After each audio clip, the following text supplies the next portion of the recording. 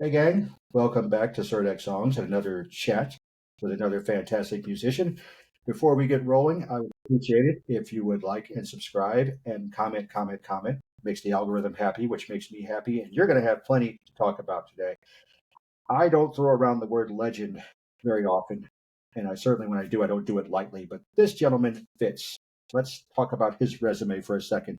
He's worked with Jeff Beck. He's worked with The Who. He's worked with Toto. He's worked with Tears for Fears. He's worked with Mike Oldfield. And one of my personal favorites, Hiromi Uehara. He is one of the finest drummers around. He is Simon Phillips, and he is staring at me right now. How are you doing, Simon? I'm doing fine. It's morning here in Ojai in California, which is very near Los Angeles. It's already heating up, but yeah, all good. I've had my cappuccino, so I'm good. Good to go. Excellent. It's definitely warm out there. You're braver Yeah. than I am sometimes. Sometimes it is craziness. I try to ask questions that not a lot of other people ask, but you've probably heard them all. But let me start with one I love to ask just a select few musicians. When did you know that you'd made the right decision to become a professional musician? Probably when I was 3 years old. Ooh, nice. Expand, please. Or expound, Um, rather. so I was very lucky. My father was a musician. He had a Dixieland dance band. He formed his first band in 1925 called the Melodians, Mhm. and played with them throughout Europe in the 30s. Went to New York in 37, wrote arrangements for Paul Whiteman, had his own radio show, came back to fight a war. He was in the Air Force, Mhm. flight lieutenant in intelligence. Um, Hence, I heard nothing about the war from him because he was in intelligence. It didn't exist. I know how that works. But he learned to speak German in whilst touring Germany in the 30s. Spoke 5 languages, Oh, and wow. went back to music in the 50s. Became quite well known in England then, and I grew up in a musical household where the band would rehearse, and I was about 3 years old, I think, when he had just got a new drummer. His name was Dave Rogers, and he was a great drummer. As I Mhm. found out, I didn't know then. I mean, but much later on, I found out. Yeah, he was actually a really great player. Um, and I walked into the room they were rehearsing, and I saw this Ludwig kit, hi hat going up and down, which of course was up here to me because I was only 2 feet Right. tall, and bass drum pedal, Ludwig speaking, going backwards and forwards, and that beautiful Ludwig 400 chrome snare drum, and that was it. That was it. And I'd been used to seeing brass instruments because he had a three-piece brass section, baritone, alto, tenor. He played clarinet, and Mhm. that was it. So that's why I say I kind of knew what I was going to do from really that early age, but I didn't know any better, frankly. But that's it. Yeah. That's usually the way it works. I rattled off a CV like nobody's business, and that's not even scratching the surface. But what about some of your earliest bands? Who are some of the first people you played with? Well, uh, so I started playing at 3.5, and just kept on playing. And eventually I got a real drum kit when I was 8 years old. And when I was 12 years old, um, I was going to this prep school, what we call it's kind of a boarding school in England, because Mhm. my father had high aspirations for me in the education department, which was totally misplaced, of course. I wasn't interested at all. I wasn't that great a student, frankly. Uh, I was pretty good at playing cricket, loved playing cricket and tennis, and playing drums. Um, he was having a real problem because of the style of his music, which was 1930s swing, organized Dixieland. Right. He wrote very intricate arrangements out. You couldn't. This is not the Dixieland where you just kind of play around the melody and around the chords. This everything was written out. I mean, even down to every cymbal beat. Oh, wow. Very, Okay. very disciplined, and his band sounded amazing. I mean, really tight, lovely. He knew how to arrange and how to make it sound good. But he was having a problem with drummers of the late 60s. They were all basically into Elvin Jones, Roy Haynes, Max Roach, you name it. The different kind of playing. They Yes. wanted to drop bombs. They wanted to play bebop, and my dad was not into that at all. His thing was more like Gene Krupa when Gene was playing with Benny Goodman, the Benny Goodman Quartet, Uh-huh. Teddy Wilson and Lionel Hampton, um, Chico Hamilton. Oh gosh, now names. Yeah. But Dave Toff actually was his drummer in New York. This is a different way of playing. It's all quarter notes, Okay. and you have to play quarter notes. And he didn't want to hear anything else, but maybe like a quarter note accents, maybe a couple of eighth note accents.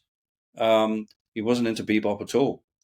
I'd grown up playing his music, so as inexperienced and as young as I was, the one thing I knew how to do was to play his music. And he would come back from a gig really pissed off. Bloody drummer this, bloody drummer that. And my mum got fed up with it. She said, "You've got a damn good drummer here in the house. Take him out on the road." And he said, "Well, you nuts or something? He's 12 years old. The youngest guy in the band is 30. And we go Oh, up all wow. the way. He was 60 then. Right. And but she said, "I don't think it's a problem. And what about his schooling? Well, he's not doing that great, is he? And actually, can we really afford to send him to the next school, which was on the plan? No, things were pretty tough when pop, the Beatles and the Stones came in to his and all that generation, which are all pre-war and during the war when they listened to dance music. Mm-hmm. That's what was big. Um, it was it was a younger generation coming up listening to pop and rock and rock and roll. Bill Haley and the Beatles and Stones and Tremolos and all these other bands. Um, so he decided, okay, give him a try. So I joined his band at 12 years old in 1969, and I stayed with the band for 4 years. Oh, not bad. And in that 4 years, I got the experience of playing gigs. I started doing the recording sessions in 1971, and also records. I played on 2 or 3 of his records, I think, until he died very suddenly in 1973, and that was the end of that tenure. So, yeah, what am I going to do now? I'm a 16-year-old. I'm not allowed to drive. I did get a car, so I had to have a car to put my drum kit in, and I had to just ask around, could you drive me to this gig here? And, I was, and then I got a lucky break. A keyboard player, well, piano player that played with my dad was playing in Jesus Christ Superstar, the original production in London. Mm-hmm. They were looking for a new drummer, and he put my name forward. I went for an audition, and I was very lucky. I got the audition. And that really was the start of my journey to today, because in those days, if you wanted to make a recording, you had to go to a studio. Right. Nobody could afford to buy anything that was a multi-track machine in those days. I mean, you just couldn't do it. You were lucky enough to have a cassette player or even a reel-to-reel, Revox or something. Right. And that's how I started doing sessions, and then it just grew from there. Not bad. Not bad at all. How do you define your style personally? Journalists love to define a musician's style. I prefer to let the musician do that. How do you define your personal style? Wow. Growing up in England is very different uh, from a musical perspective than growing up in the States. We had 4 radio stations, and we had one radio station which was contemporary music, pop. Mm-hmm. So that one station had to play everything from the Stones to John Mayall to Isaac Hayes to the Temptations. So we were exposed to such a wide range of music already. We I had got you. nowhere else to go. we could go to Radio Caroline, which was a pirate ship out on the North Sea, operating outside of Britain, but we could pick it up, and they would play the more progressive music, Jethro Tull, Gentle Giant, Right. Yes, and so we basically we had to learn to play all these different styles, because as a session player, I'd get called to do all sorts of things. I'd get called to do a cover of Shaft, for example. Okay. Now, when that came out, of course, I loved the record. I bought the album, and I loved all the other tracks on it. And I used to play along to all those tracks. Love that record. And I still don't know who played on it. It's Stax, so probably recorded in Philly. Is that right? Stax is out of Memphis. Memphis, right? Sorry, yeah, because he did an album called Memphis Soul. That's right. Yeah, yeah. Philly was. Oh gosh, you see, because I didn't live there, I'm not sure where a lot of the music was recorded. So. Philly International had a good label too. If you go back to the soul, you had Stax Gold out of Memphis, Philly International, and of course Motown. Motown. That was more pop oriented. I always say that Motown was for the pop musicians, for people getting popular, whereas Stax was more for musicians. Because they dug into and of course Gamble and Huff, their productions, which I learned from Anthony Jackson, because of course he played on a lot of those sessions, and he played on For the Love of Money. Okay, I didn't came know up with that riff. That's Anthony's riff. It's beautiful. He also played on one of my favorite records, Billy Paul. Okay, yeah. And Me and Mrs. Jones. I used to try to play to that. It was so slow. And as a kid, that's really hard to do. Yes. And the drummer lives in Denmark now. And his brother, good friend of Anthony's. Gosh, I have to, I don't have the albums anymore, sadly. Yeah. And funnily enough, Alphonso Johnson took over from Anthony and Billy Paul's band. Okay, that's all wheat and no chaff. That works out nicely. Yeah, it's great. So we learned to play all these different styles. So coming back to how I would describe my playing is, obviously adaptable, and that's why I'm able to record a record with Judas Priest. I'm able to record a record with Stanley Clarke, and I'm able to record a record with Hiromi. Right. Those are three very different styles of music right there. Yes.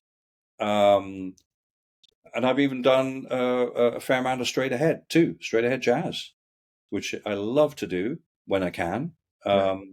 It's people don't know me for playing that very much. I did a record called Vantage Point a few years ago, and we actually got together recently to play a gig. Alfonso was playing upright, Jeff Babko playing piano, and we had Walt Fowler and Brandon Fields playing. Nice. So, and that I really enjoy playing straight ahead. So there's a lot of different styles in there. I don't know. I mean, how would I describe it? I'd say adaptable, really. I used to listen to the three main drummers I listened to growing up. Four, actually, was Harvey Mason, Lenny White, Billy Cobham, and Steve Gadd. A lot of fusion. Well, yeah, but they did a lot of sessions. Okay. So they played on everything. I mean, Harvey used to play on a lot of Quincy Jones albums, Brothers Johnson. So, and I would listen to how they would play in that studio environment, because that's what I was interested in. So take Billy out of Mahavishnu and listen to him playing on a Grover Washington album. Okay. Or a gosh, come on. No, play piano player for Coltrane. Oh, McCoy Tyner. McCoy. Yeah. Playing with McCoy with Ron Carter on bass, Totally different. This is not playing with Mahavishnu. Totally different. Not even close. Diodato, and so I would listen to how they played on these records. Steve Gadd, how he would play on all these, Grover Washington records, a lot of Creed Taylor productions. And of course, he played on Stanley's album, the second album, second solo album. That And was quiz. I know I got it. I just don't remember the title. Journey to Love. Yes, there we go. Yep. And Jeff played on that too. Played two tracks actually. George Duke played on it. So that's what I was listening for, was how they would play these sessions, and that's what I try to copy. So Bernard Purdie, there's another. Okay, yeah. And so when I turned up to a session, I would see what the tune was, and then I would kind of channel all of these drummers. And I go, right, I'm going to play like Harvey on this, or my version of Harvey, of course, Yet I had a particular tone and a more of a rock background, because I started playing rock and roll, and also the way I tune the drums, which I was still learning how to tune them and how to get them out of the speakers, because we didn't have tom-tom mics back in those days. Right. Okay. It was just about coming. We had 4 microphones. That's generally how the early sessions were done. So I had to try to figure out, how do I get these tom-toms to sound like they're mic'd? And that was a technique that I started using by listening to all these great drummers. And so I guess it was learning to adapt, copying people, stealing everything you can, right? Which I think is actually a very good way to learn. Oh, we're gonna play Steal from the best. It slowly molded into what I do today. Fair enough.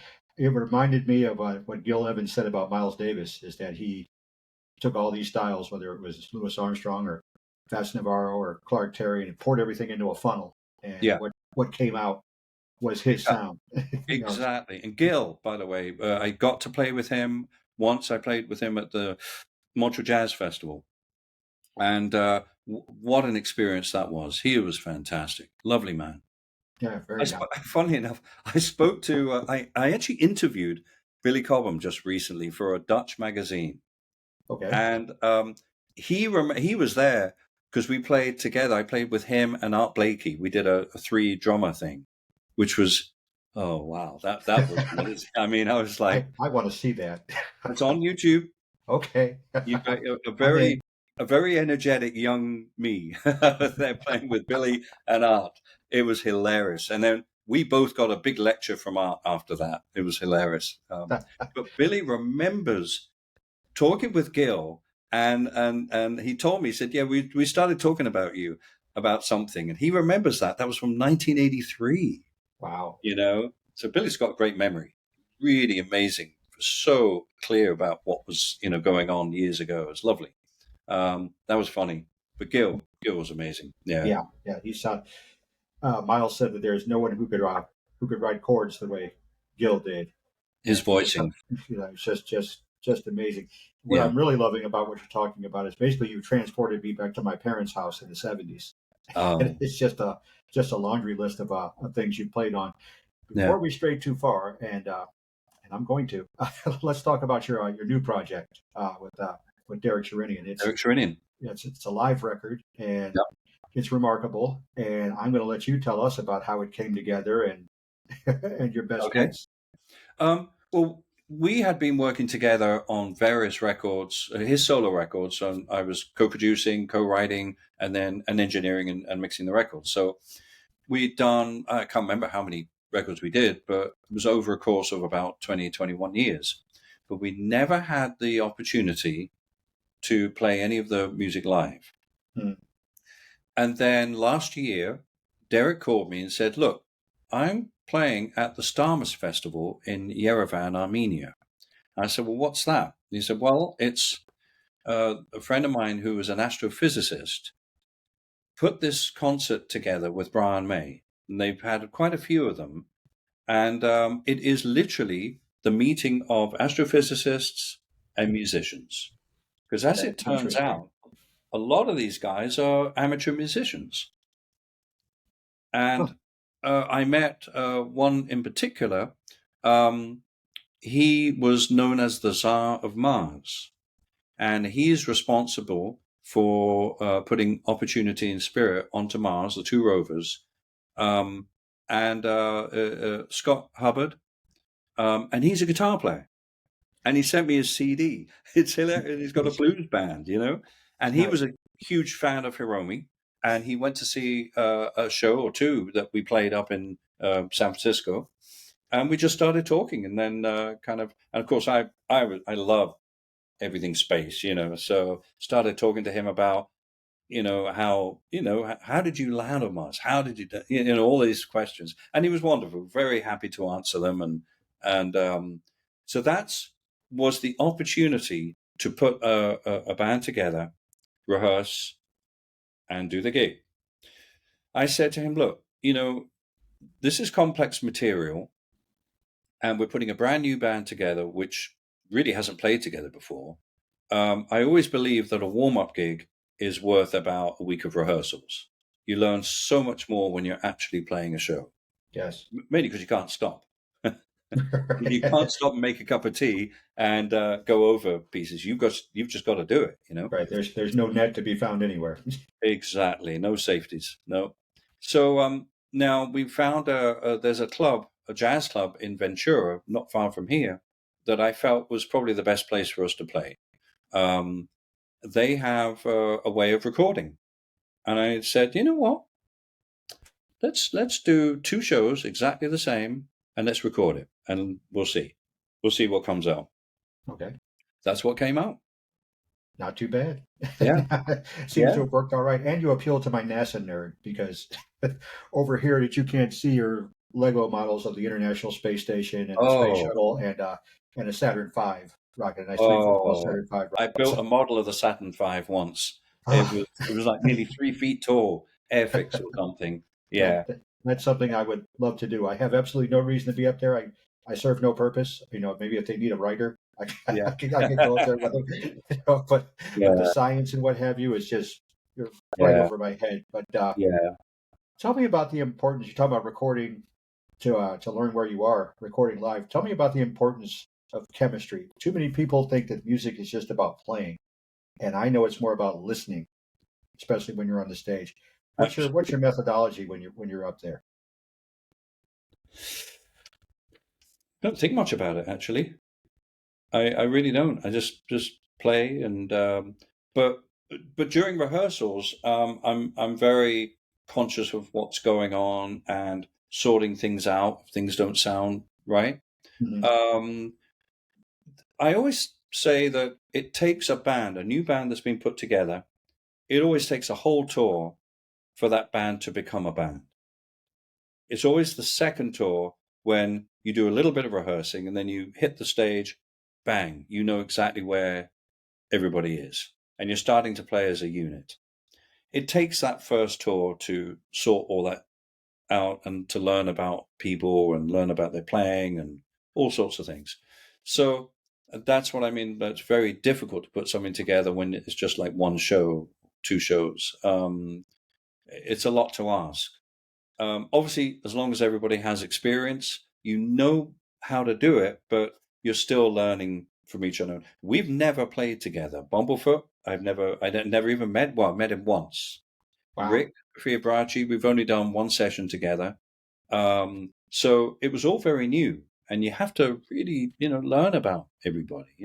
There's a time element. Everybody has a particular way of playing time, and when you play together for the first time, you don't have that. You have to learn that. Okay. It's just every drummer has his time base. Sometimes the kick drum's a little on top, the snare's behind, or maybe the kick's behind and the snare's a little up front. There is this kind of, every musician has a time base, I believe. So you have to try to sync that with the other musicians on stage. It's not something you can do. I mean, if you're experienced, you can do it immediately up to a point. But to me, it doesn't really happen with experience with my own bands. It doesn't happen until you've done, you've got good 20 shows under your belt. Makes sense. Makes sense. Your drum kit, and I'm no expert on this, but when I watch videos, for example, with Hiromi, and I watch the more recent videos, your kit seems like it's been pretty consistent over the years. Do you feel the need to make big changes here and there, or have you found your comfort zone? I've used the same setup, basically the same setup for years. I treat it like a grand piano. You know, a I grand gotcha. piano has everything in the same place. It's So 12 notes, they don't move, and right, you don't kind of pick them up, put them in a bag, and then set them up and go, oh shit, why have I got 4 black keys together and 6? Oh no, that's wrong. It's that's how I view my drum kit, and I try to make all the kits that I have as identical as possible. I made one change in 2012, and it was because of an old drum kit which I still have. It's called a Ludwig Octoplus, mm-hmm. and I finally shipped it over from storage in England, and it turned up in LA and needed a lot of cleaning. But I set it up, and it was a kit that I used to use on every session from 1975 to 79, and it's a certain setup because it has 8 concert toms. And I was thinking, I'm going to use this on a record. It's a Steve Weingart record. I'm going to play a few tracks on it. I was actually engineering the whole record, but I only played on, I think, 3 tracks. So I set this kit up. I thought this will be fun. And there was a little gap between the bass drum, the floor tom, which is an 18, Mm-hmm. and my main snare. And I thought, and I've been using this little popcorn snare, 10-inch, really high-pitched snare. And I thought, Right. I think I can fit that in there. Uh-oh. And of course I did. And I was playing with Hiromi at the time. And one of the issues with Hiromi was, of course, volume. Mm-hmm. She's playing a 9-foot Yamaha piano, and Anthony is playing a 6-string bass with 2 Mayer cabinets, PA cabinets, and I've got a double drum kit, 2 24-inch bass drums, which, by the way, she wanted. She orchestrated the music, for that. Nice. But I had to, without a guitar player, and nothing against guitar players, but boy, does it sound different. It's very Agreed. transient. You have 2 percussion instruments and 1 pretty much monophonic instrument. Suddenly you feel very loud. There's no synth pads and no guitar chords to build up that level of I don't want to say noise, but level of sound Right. that the drums can like lay on top of or in. There's not that. There's no tape hiss, as it were, So Understood. everything I played in some gigs, it was just too loud. I hated it. And having this main snare drum, which is it's a pretty beefy snare drum, but I tune it up. Sometimes it's just too heavy for a lot of the music we were doing. And I thought the popcorn would be a really nice change for certain sections, especially when we're playing really quietly. And that's part of the change that I made in 2012, I think 2013. That was the last major change that I made to the drum kit. Otherwise, it's been the same for years. Wow, that's impressive. I think of someone like Bill Bruford, who just every time King Crimson came out with a new configuration, the drum kit changed. Yes. Yeah. Boob amps here, Simmons pads there. Yeah. So, but Yeah. your learning curve, the consistency, no doubt, helped your learning curve, which helps you find the sound you're looking for relatively quickly. Say again? I'm guessing that keeping your kit the same makes it easier for you to find the sound you're looking for with a quickness. Yeah, without having to mess around with, where's that? I don't even think about it. I basically, learn the tune or play the music, and this is like I say, I don't even have to look at it really. Right. And I don't know, just it's more comfortable for me to play that way. Makes sense. Makes sense. I have to talk about the Hiromi gig. Like Yeah. I told you before we came on, I have Go on a loop. It's just remarkable. And what got to me even more than the playing itself, which was just otherworldly, was the fun I could see you guys were having up there. Oh, Just yeah. having a ball. Yeah. How long did it take to get to that? To get to that stage? Again, chemistry. Hiromi and I hit it off straight away. We really did. It didn't take long before we were playing cat and mouse with each other. And Anthony, of course, I've known since we first played together in 1982 with Al Di Meola. Okay. So we already had a relationship, and he was actually in the first lineup of Protocol, Huh. believe it or not. Yeah, I did not know long that. time ago. Um, and so we already had a chemistry. I mean, playing with Anthony, of course, is just remarkable. It's just amazing, you know. Playing with any great musician is. Right. And Um, I give the two of you credit for just holding that riff while Hiromi was playing, just holding that. That's a long time to play something that oh, consistently. solos were long. I have to say, it was like, wow, we really, you know, I was playing with Toto at the time, and Uh, two very different styles of music. And suddenly we're playing on stage. We've got a 7 or 8 minute song, which are, you know, six is soloing. So very different to a 16 bar solo in a Toto song, you know. Makes So sense. yeah, but it was no, the chemistry was great with Hiromi, all of us. It gelled. It was wonderful. And we had so much fun on the road.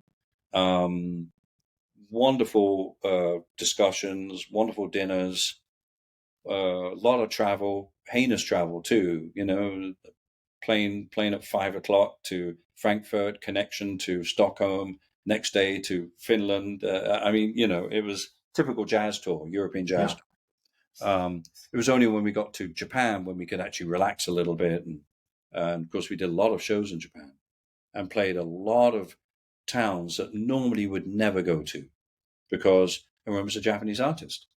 Right. Right. So we would go to these amazing places. We even went to Okinawa to play a show.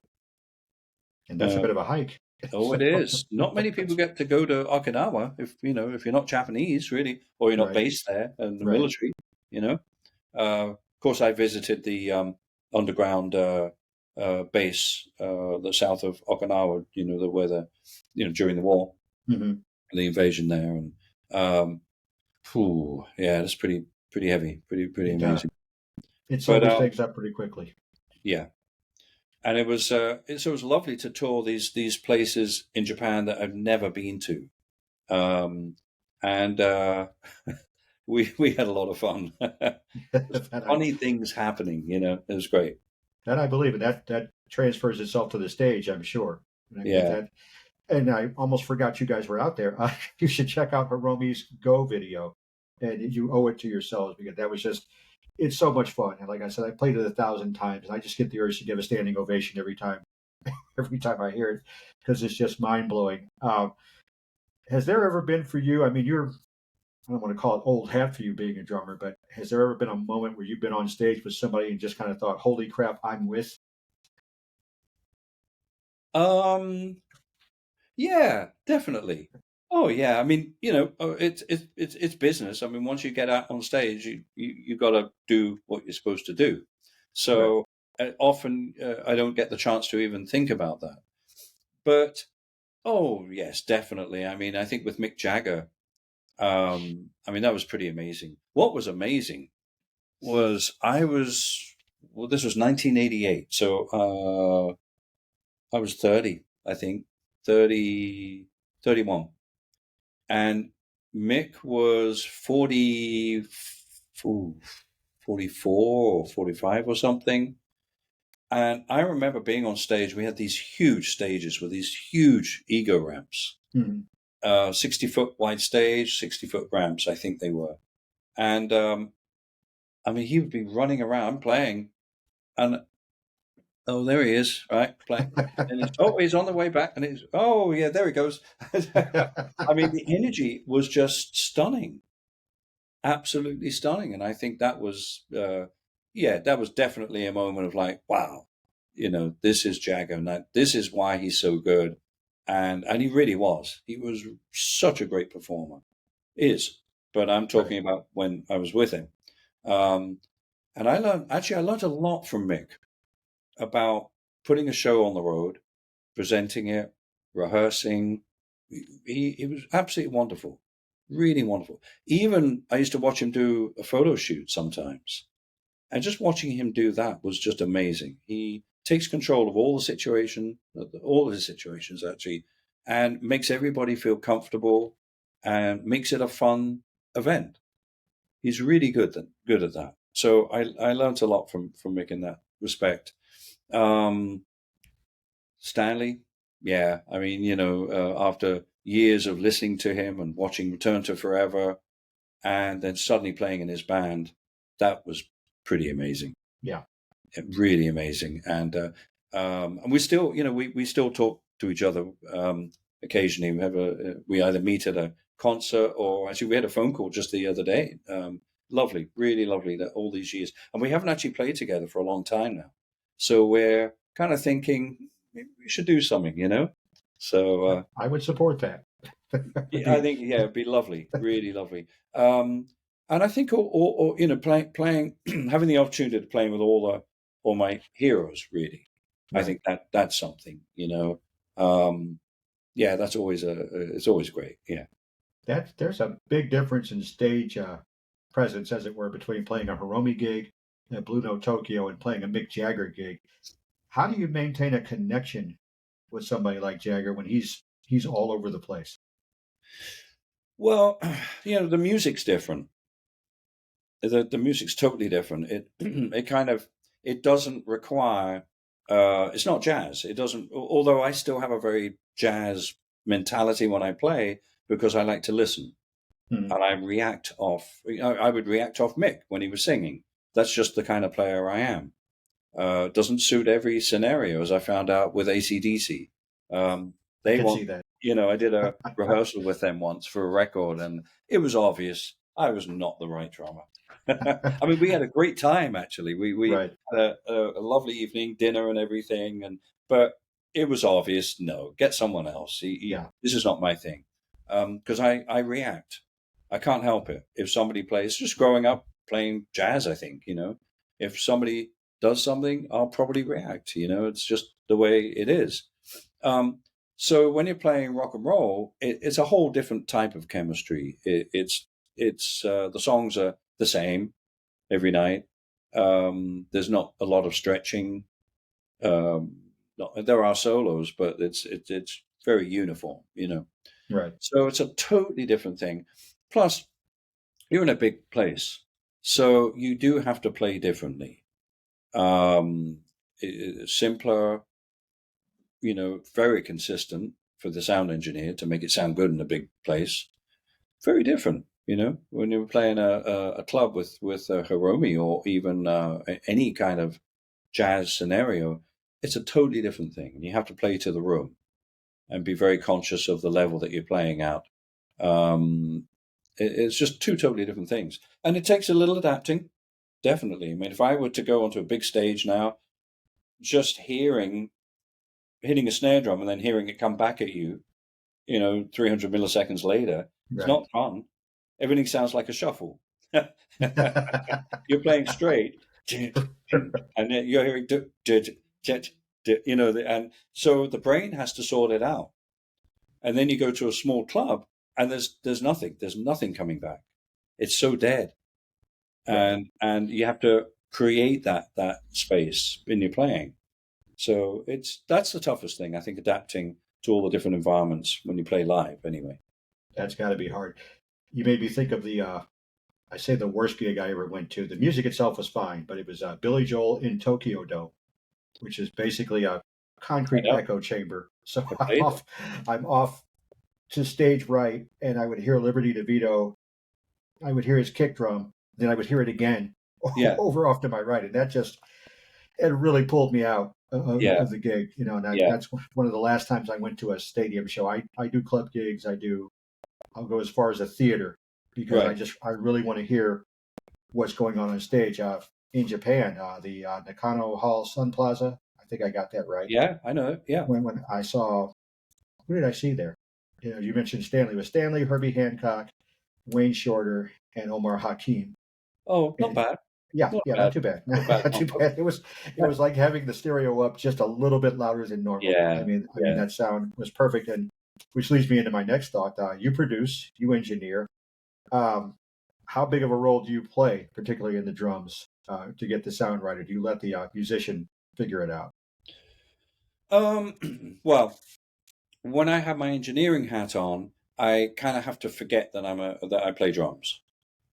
But one of the most important instruments to get right in the beginning of a recording is the drum kit, Right. because that sets the stage sonically for everything else to fit around it. So what I do is I always go out and listen to the instrument, whatever instrument it is. I think it's a very, very important thing to do. Everybody has their own tone, their own voice, and I'll look. I mean, even just by looking at the kit, I can tell what the possible problems might be. The way some people set up when we put microphones, it's things are very close to each other. Mm-hmm. And it's not very microphone friendly. But there's ways around it. And then I'll probably ask the drummer to play a little bit, and I'll listen and go, okay. And even from then, I can tell, wow, snare drum sounds great. Cymbals are a little loud for this kit, which a lot of drummers have, actually. Their cymbals are usually too heavy. Mm-hmm. So not always a good thing if you want to get a nice overhead sound. And I'll probably say toms could have a little more tone to them. Kick drum, and then so at least I know when I put up a fader after I placed all my microphones around the kit, I kind of know what's going to happen. And if it sounds vastly different, then I'll go, oh, hang on a minute, and I'll go out and and have a look and go, oh, maybe that's why, whatever it is. Okay. So yeah, it's a different hat that I wear. And I'll make suggestions if I don't feel that we've really got a sound that I think is good enough. And most people are very happy to do a few changes here and there. It's drum kits. There are difficult instruments. The drum kit, the piano, because they're acoustic instruments, and it relies very much on the voicing of that instrument. And I think a lot of drummers don't think about the voicing of the instrument. They don't. That's when you've got to look at it as a grand piano. Okay. Working with Hiromi was really fascinating, because every sound check she would be playing, and she could tell, because you don't carry a piano around with you. It gets delivered, and then you go to the next gig, and it's a different piano. Right. But she has a technician, and all during the sound check, she has a little page of little stickies, little smiley face stickies. And she would find that octave above, C4 is a little dead. So she put a sticker on it. And she'd go, the F sharp above that is actually too loud. It's too harsh. Huh. And after the sound check, she got about, 10 to 20 little stickers, these are the keys that need voicing to go with the rest of the piano. So when you play a scale, it all sounds like the same piano. You don't want it to go ting, ting, like that. Right. So, and then I used to watch as the piano technician, he pulls the keyboard out, and he looks at the hammers. He starts pinning the hammers. Obviously, he's tuning the piano as well, and that's a big issue as well. All piano tuners tune slightly different, mm-hmm. And it's amazing when it's tuned by the right guy. We could always hear it. It was just loud and present and everything. And then somebody else would tune. I'd be turning it up and going, why can't I hear the piano today as clearly as I want to? And a lot of it is the voicing and the tuning of the piano. So I had actually apply that to the drum kit. I want to have one microphone over the top of the kit, and I want it to sound great. Just like the way that Rudy Van Gelder would record Coltrane. Okay. In that studio of his where, you got, maybe, Tony Williams over on the right of the studio, and you got Herbie over at the left and Ron Carter in the middle, recording Imperial Isles or something like that, it's, you have to have a great internal balance. And with modern recording, with all multi-miking, people have forgotten that. It doesn't matter how many mics you have on the instrument. It's got to sound good with just one. And if it sounds good with one, you're off to a great start, because it's all about balance. That's the thing about engineering. It's not all about the screwing in loads of EQ. If you watch all the great engineers, and that's what I grew up doing, that was the most important thing on a session, apart from playing, was watching them and learning from them. And I go and look at the console, and working with like Bob Clearmountain or Al Schmidt or Elliot Shiner, and I'd look, and the faders are all pretty much at unity. I'd look, not every channel even has an EQ in. They're flat. Al Schmidt, most of it was flat. It was, and then I'd look at some EQ, and we got 1.5 dB at 10K. A little bit. I mean, it really wasn't that much. That's the art of engineering and mic placement and listening to the instrument with a well-voiced and well-tuned instrument. That's fascinating. Is there a surrounding that you prefer? I've seen people play in wood rooms. I've seen people play in stone rooms. I always set up on wood. Okay. With the drum kit I have this big 8x8 3/4 inch ply piece of wood. It folds up. So the drum kit is on wood. Any acoustic instrument, like a double bass, piano, congas, always set up on wood, because that will project much more to the microphone. Put it on carpet, you're already cutting down quite a bit of the high end of the instrument. Some people are not that comfortable playing on wood because they're not used to it. And they say, the drums creep. Well, you drill holes for the spurs. That won't creep. Right. And I do like ambience. So I like a studio that has a nice live room, because I use, a couple of mics quite far away, and I do a little processing to that depending on the tempo of the song. And that is my natural ambience, which I'll have on 2 faders, maybe 4 sometimes, 2 sets of ambience. It really depends. Depends on the room and the production and the music.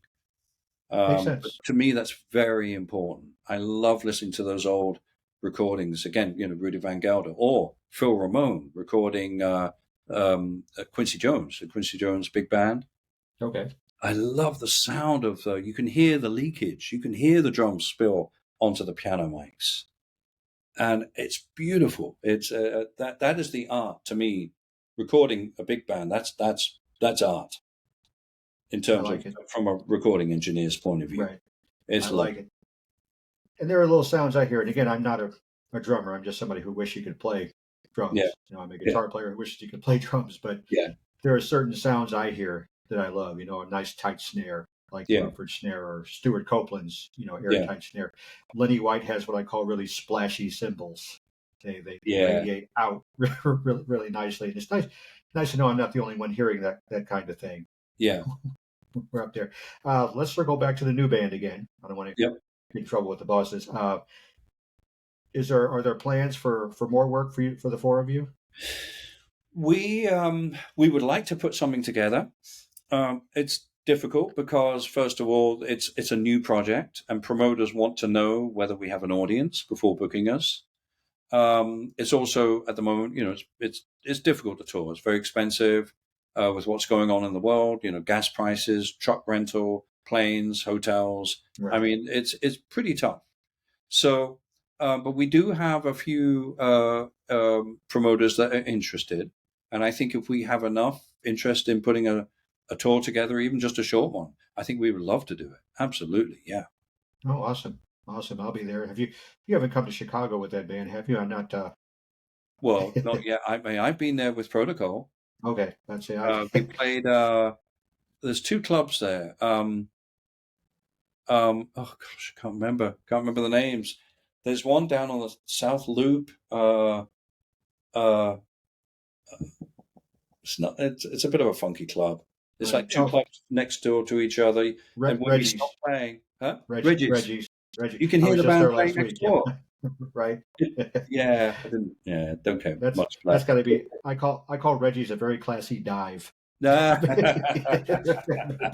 Basically, I've been in all the rooms you would need to play. I think upstairs. There's a nice little, more intimate room upstairs that I'm seeing. Like I saw the Levin brothers there, and a couple other acts. It's a smaller, more intimate surrounding. But you play in the rock club on the right side, and you're definitely hearing what's going on. In the music joint. I've wondered how distracting that could be, because it distracts me, and I'm not playing. Horrible. It's absolutely horrible. And with protocol, we're very dynamic. Sometimes we play really, really quietly. Mhm. And that's a drag when you actually hear somebody else playing in a different tempo. I hope you don't accidentally start keeping up with them. So wait, I'm playing the wrong song. Sorry, I sorry, mean, sorry. I love polyrhythms, but that's just pushing it a bit too Yeah, far, you yeah, know? yeah. Two bands on different stages. That's a little much. Yeah, it's a little rough. You, like I say, you have a resume or a CV that's a mile and a half long. Is there anything else out there that you want to do that you haven't had a chance to do yet? Oh, absolutely, yes. So I finally got to play with John McLaughlin in Mumbai as a Awesome. guest of Zakir Hussain. It was only a jam, just a playing, everybody hit the stage, but that's been one ambition. I would love to play with John. Love his music, love his composition, love his playing, Um, love to play with Herbie. He did want me to do a tour, but I was on the road with actually with Hiromi, so I could only make part of the tour. And then he'd have to get someone else, and he didn't want to do that. He just wanted to have somebody to do the whole tour, which I totally understand. Um, so that would have been fun. Um, and like I said with Stanley, I would love to do another project with him. I think it would be really interesting. Um, and I would love to do more with Hiromi at some point. So, there's plenty of ambition left. Awesome, awesome. I'm going to let you off the hook on this one. What's next for you? You're at home now, but what's happening down the road? Actually, well, I'm not doing any gigging, no touring. I'm in the studio mixing records right now, and Okay. I'm mixing some of the concert for Starmus that we did last year for a movie that the guy is making of the show. Um, and then I've got various things. I've got some recording to do. It's all studio though, playing and engineering. So I've got 2 albums in line to mix at the moment. So and their time, it takes a lot of time. I believe it. So that keeps me busy for quite a few weeks coming up. Excellent, excellent. Simon, I can't thank you enough. I'm gonna let you off the hook because we could talk about this all day, and Yeah, yeah. I'm notorious I for that. So so can make some efforts too. oh yeah, yeah, yeah. And if anything, we can sit here and talk NASA stuff for a Yeah, while. absolutely. Yeah, Because yeah, that'd yeah. be a ball. But I know you have things to do, and I really appreciate you taking the time. And Pleasure, pleasure, I look Cedric. forward to seeing you down the road. I hope so. When we were in Chicago, come see us play. Oh, I wouldn't miss it. Great. Absolutely. All right, come say hello. Will do. All You right. take care. Okay. Thank you. All right. Bye bye.